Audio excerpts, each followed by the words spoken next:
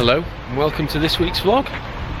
So this week I am in Manchester because it's the British Cycling National Track Championships at Manchester Velodrome at the National Cycling Centre. So I'm going to go and speak to the KGF team, who are the favourites to win the team pursuit today. So they've already won the individual pursuit yesterday, or on Friday. Today's Sunday, and now they're going to be doing the team pursuit today, and they've qualified fastest overall. So they're in the final race against 100% me, who's like the British development team, and they're going to be hoping to win. But I'm going to chat to them and I'm going to find out what it takes to be a pursuiter at an elite level. So let's go inside.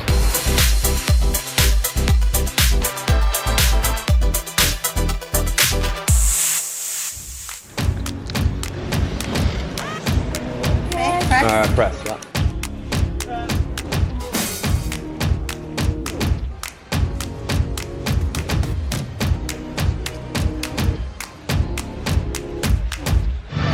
I've managed to sneak inside now. I've got my blue bib on, which is like, look at that, there you go, which allows me to shoot video in the track centre, which is where I am now.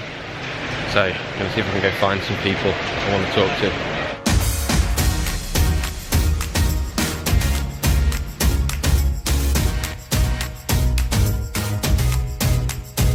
So if you break it down, pretty much lap one is 900 to 1000 watts from a standing start, so you've got 20 seconds of that.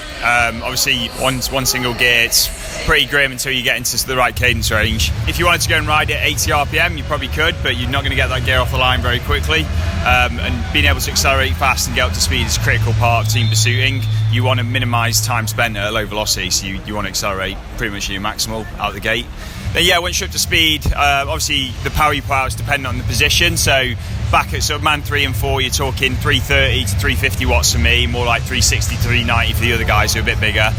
Man 2, 410 to 450, and man 1, you're 550 to 650, depending how big you are again. So a lot of wattage, and also it's not just putting that power out, it's doing that at 120 RPM, in an aerodynamic position, riding the right line.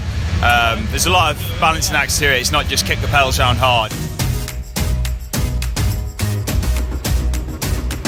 So we're quite different. Charlie's CDA is a bit higher than mine, so he's hitting it round at sort of about 520 watts average.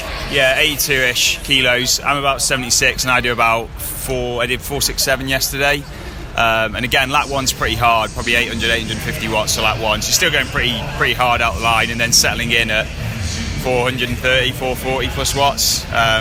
Trying to keep that sustained and nice and consistent, obviously riding the line and trying to even ride sub-black. If you watch Charlie, he's real good at it on the limit to hit sub-black and just cut down the distance you've got to ride. Get on a watt bike in your local gym. Good test, about a 4-minute test you want to do. You got to do it big gear, so pretty much, I don't know what equivalent on a watt bike is, but on your road bike, you're not far off your top gear, and go full gas, standing start, and then straight into riding at 450 watts plus. For the next, and hold it flat as well. You can't go out hard and die, you've got to flat pace it, and that's one of the hardest parts, being able to empty the tank or balance it early doors where your legs feel great and you've just got to hold it back, because physiology will always come back and bite you in the arse at the back end of the race, and you've got to pace that well. I guess we'll start at the front end. So handlebar wise, we're running USE R1 aero bars and the stem. So yeah, we went through a lot of different setups looking at the front end, and USE British brand, and we were really keen to work with us on the development side of stuff. And as the bar goes, it's bloody aerodynamic anyway. The T4 doesn't come with an integrated headset, so it's trying to do the best you can with what you've got. And then we've worked with the company Carbon Wasp, who make all the Watch Shop armrests, who've come up with some really cool extensions that will be on the market pretty damn soon. Wheels wise, running Walker Brothers, so again a British brand that we've been working with. We've gone through quite a few prototypes now, testing different shapes, different wheel widths with different tyres, and ended up with a really quick setup that we're quite happy with. They ride quite differently to most of the wheels, and they've got a very different construction.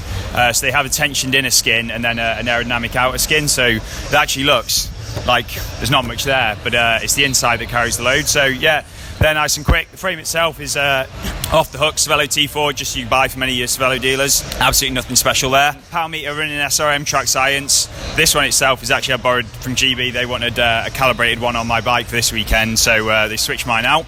we'd been running Quark Road power meters last year with adapter plates, which worked all right, and we got the data out of it. But there was a lot of improvements from going to an SRM, so they pick up quicker. You have a higher log rate with the PC7. You can get 2 hertz log rather than the normal 1 hertz, and just the data quality is better. You can physically see what's actually going on in a race, whereas it's a bit wishy-washy when you look at Power to Max and Quark, and you try and look at these fine little details of actually what's happening, whereas it's quite believable and trustworthy, the data, and they're very easy to calibrate. And at the end of the day, yeah, a good power meter and good quality and reliable is what you want.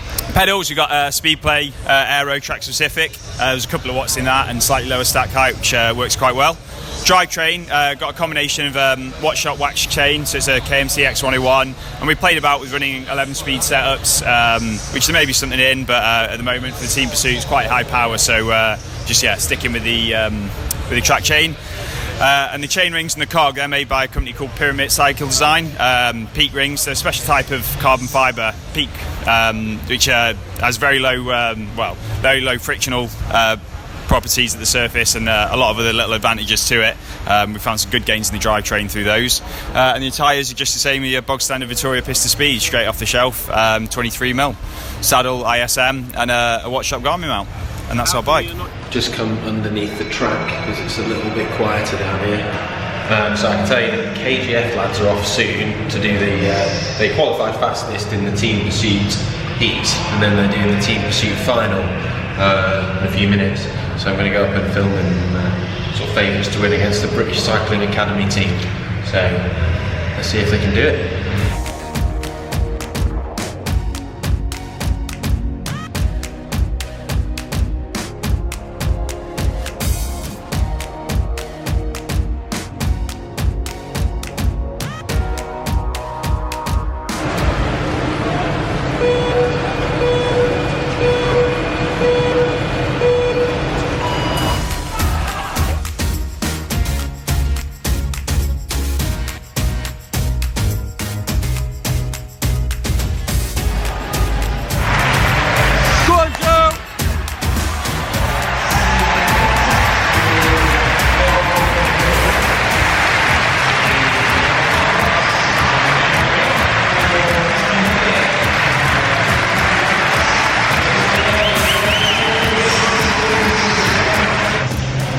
That was the Team Pursuit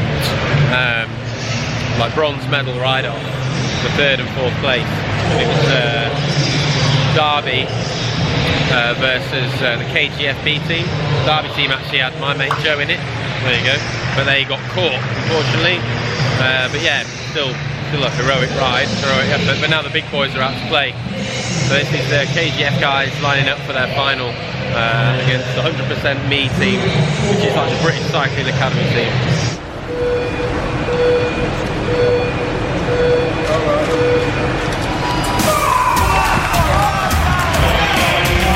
Go on!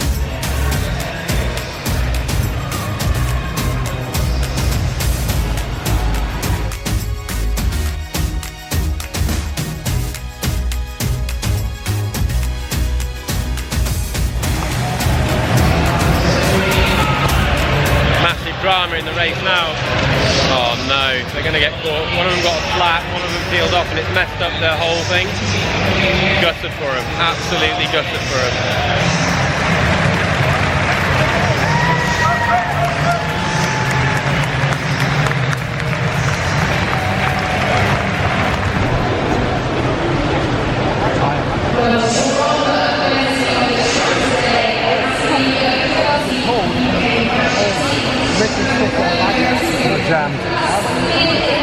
Yeah, try and give the guys some space because they're obviously training so long for this, and it's just all gone wrong. Something's little. Yeah, they're all devastated right now, as you'd expect. So now they're gonna go to the podium now.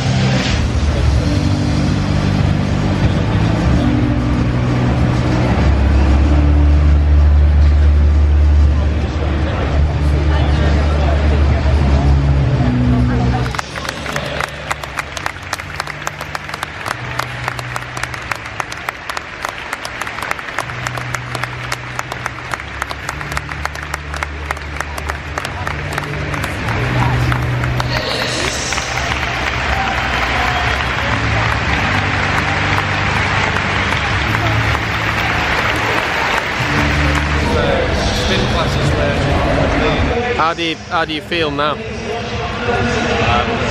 happy, Bunny. Yeah. I mean, I've had this recurring nightmare that this was going to happen like all the time, and it happened. So like, Charlie had the problem, the mechanical on his wheel with the magnet slipping. But then where did that leave you? I heard get off the front. I didn't like understand that was like we've lost a man. Like, you know, Paul should have been 3 rather than get off the front. I swung up. I saw another rider. I thought that at Switzerland, GB had done the same thing where they lost a man early and they lost it. You know, it was just exactly the same as that. I peeled up and there was a rider in front of me. It was like I've never seen it. But it was only till like, you know, the back straight that I realised I can't get back on right. How are you feeling now? Disappointed, annoyed. It's like preventable, but we've had a really good season and the way we're running it is risky. I get that. We'll be back stronger than ever. Next year, 353. Well, that's it now from the National Cycling Centre. I'm going to go home.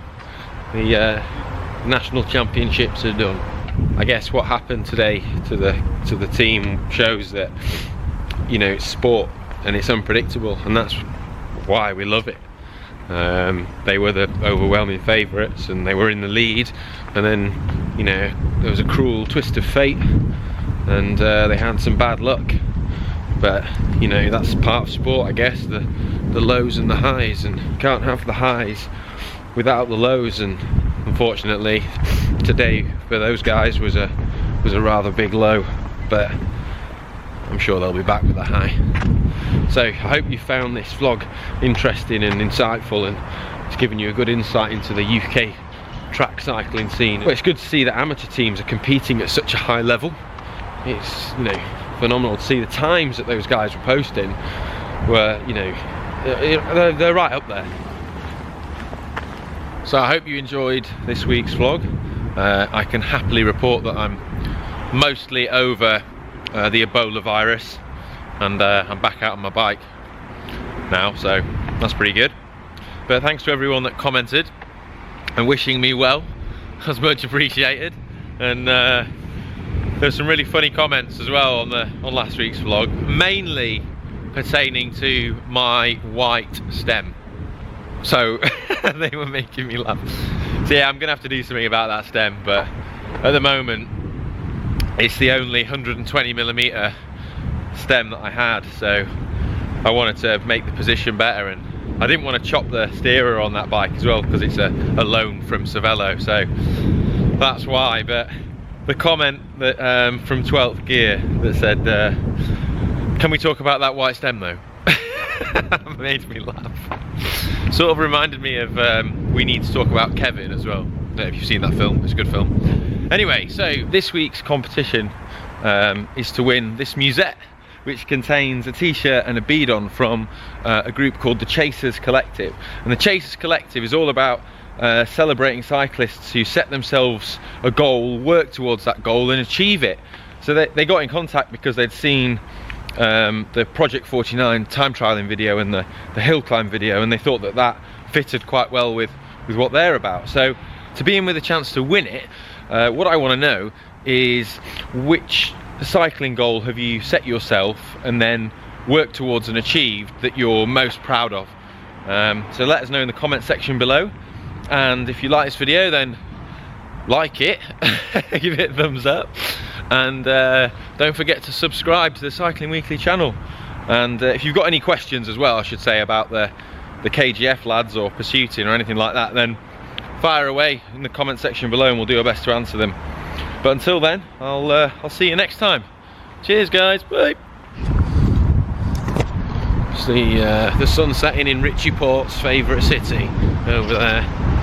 So yeah, just over the Chatsworth estate.